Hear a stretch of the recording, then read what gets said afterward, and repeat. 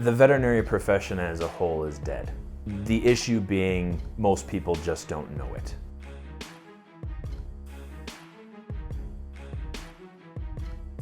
I'm Dr. Carlo Riolo. I'm one of the founding members of Paw Health Network, and I work as a force of change within the industry. So I did my undergraduate and graduate work through Michigan State University. I was one of the very lucky few at the time who could get the entire 8-year curriculum done in 6 years, and that was, of course, ahead of the other median age of class members that I had at that time.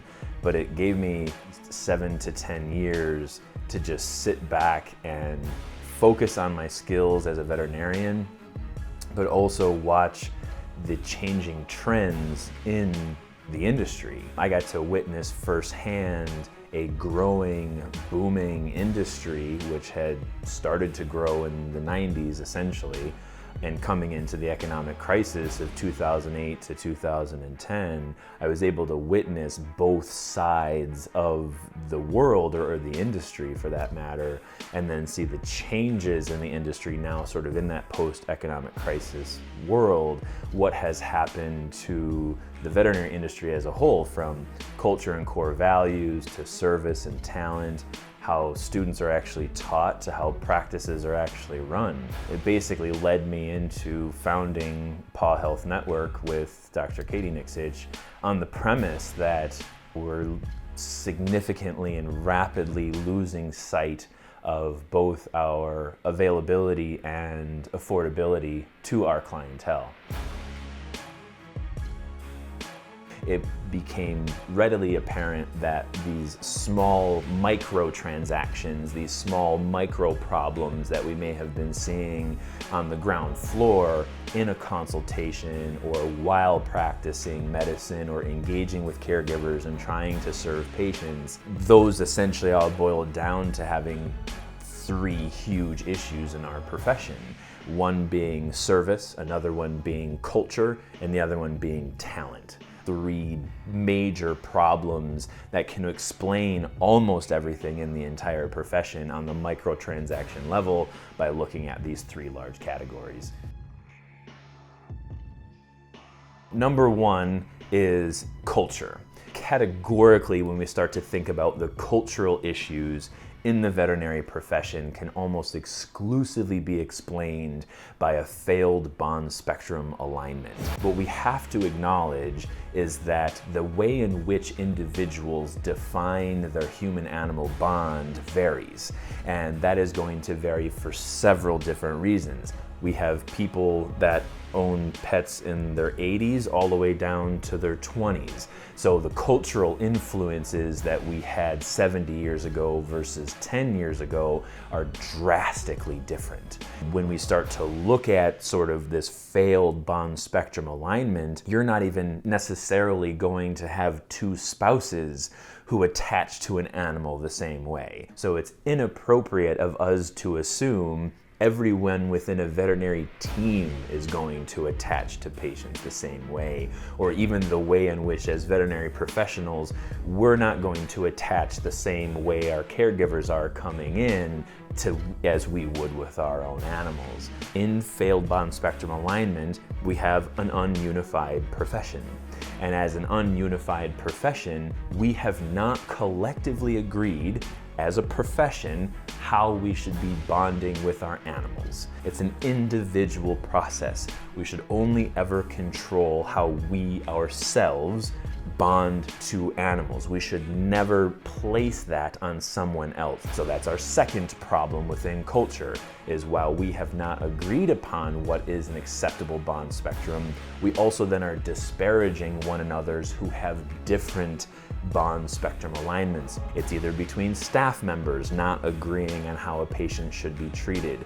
It's between a caregiver and a veterinary staff member not agreeing on how a patient should be treated. Being treated can be a diagnostic and therapeutic regimen versus how they are cared for at home versus an outside cat to an inside cat. Ultimately, what ends up happening when we don't unify as a profession and we start to disparage our co-workers and our caregivers with their individual alignment, then the third problem is failed engagement.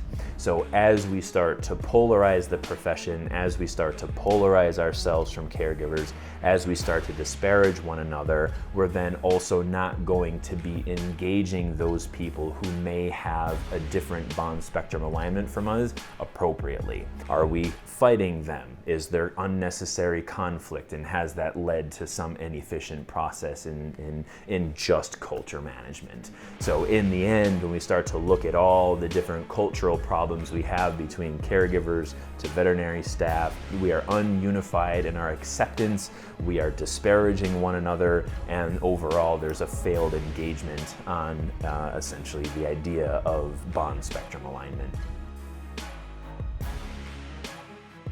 So as the number two, talent being another large issue we have in the profession, overall, if we look at talent, the definition of our talent issue is a loss of self-worth. So what has happened between the educational systems to the postgraduate work to being into actual practice, the overall loss of self-worth in part is related to culture. All of these things are interconnected to one another. But when we start to look at this loss of self-worth, is in our profession, we have perpetuated the notion that knowledge is power. So if knowledge is power, then we're going to establish a hierarchy. So when we have a hierarchical organization or we have a hierarchical industry, we're going to sort of marginalize the self-worth of some individuals. What ends up happening for most of our young professionals is that they are taught that while knowledge is power, those who don't have it will perpetuate the notion of disparagement. It'll perpetuate the other cultural issues when it comes to our ununified profession. The hierarchical problems essentially allow us to further break down culture and start to create ongoing conflict because we have a one-way movement of information. I hold the information and you can only get it from me. We then start to deteriorate individual skill sets because it's not just that knowledge is power, it's that I am going to hold it and you are unworthy of it.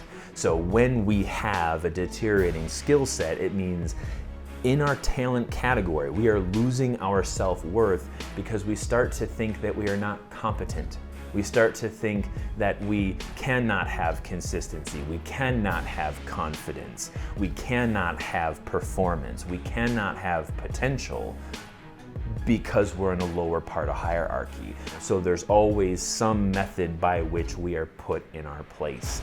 It kind of leads us into the next point, is that if we feel as if we cannot practice appropriately, we're going to perpetuate the reality of a debt-to-income ratio. We're not going to be working to our fullest capacity. We're not going to have the confidence to perform procedures or to do challenging medical cases because we feel as if we are unworthy. So when we have a hierarchical system where we feel as if there is no competence, we have no confidence, we have a deteriorating skill set, and we then have a crushing debt load from our education system, we then feel trapped. How am I supposed to pay off this loan? How can I support myself and support my family when I can't do a procedure? I can't treat a patient. I don't have the information and knowledge that I need to do the job for which I should have been trained. Our overall loss of self-worth is that we just feel trapped in a profession that we can't get ahead in. When we start to talk about a lack of infrastructure, there was a period of time when the veterinary profession had met the availability and the affordability for our clientele. We had a fantastic service-based structure. However, as we started to have a shift in the human and animal bond, as we started to have more animals per household, as we started to have a higher expectation of care, as the technology started to improve, the business models did not grow with the expectation of care. A lot of what we see in today's world are traditional practices that were very functional, that did a great job for the patients 30 years ago. The tipping point and the break point was the economic crash of the 2008 to 2010 era. The issue was that as we had no foundation to fall back on, as the infrastructure had not grown with the times, we started to get a split. And the split was essentially for us to move into this high bond spectrum alignment. The business infrastructure did not support those households that are defined as at risk. The industry as a whole did not have a lot of options and opportunities for that group. When we look at having most of our practices set in focusing on the top 20% of their clientele, the other 80% has significantly suffered. So when we look at these at-risk households, it directly links into the next point of being a failure of population control. Not only did we start to develop more animals per household, but we started to have more animals breeding uncontrolled. The humane type organizations are now overrun. A lot of the rescues are starting to get overrun because of failed population control. Now we're starting to see more movement of animals through social media, more movement of animals over interstate lines with no health certificate verification. So we're finding the movement of diseases across state lines that had never existed even 15 years ago. And it all comes into the foundation of these antiquated business practices. We essentially do not have the infrastructure to maintain local ownership and control these variables to then also minimize the at-risk household. With the current profession the way that it is, functioning the way that it is, there are really two main tracks currently. You can stay in tradition, you can stay in these antiquated business practices, you can take on individual ownership of an older business and essentially put on an old pair of shoes. And this is what you are going to run, but unfortunately tradition has died. The alternative to a traditional practice is to then work corporate. So corporate medicine, while it's here in its present, it has no place in the veterinary profession. The third avenue we are creating, we are referring to as the Paw Way. We have a shared purpose and a shared well-being. We are moving towards a new industry where we can regain and maintain local ownership of local practices to maintain local influence. And in doing so, we're going to be able to make an impact not just on ourselves, but we can make an impact on the community and on the team around us. So many veterinarians and new veterinary professionals are still working in this world that ultimately have a dead end. They are going to end one way or another. Tradition, the businesses are going to end, and in corporate medicine, our culture, our core values, and our individuality is going to end. We have a real opportunity at this very critical tipping point in our industry to have a significant impact on ourselves and those around us. Our individual self-worth we can regain. We can get back into having a unified profession, and we can create the infrastructure that is going to set our profession off for decades to come. And now is the time, and we as a company have the solutions, consumable components that can be done by anyone. Our system, our program, and our philosophy works. This is tried, it's tested, and it is successful. Anyone can take one part of the Make an Impact series and make a considerable improvement on the lives of those around them.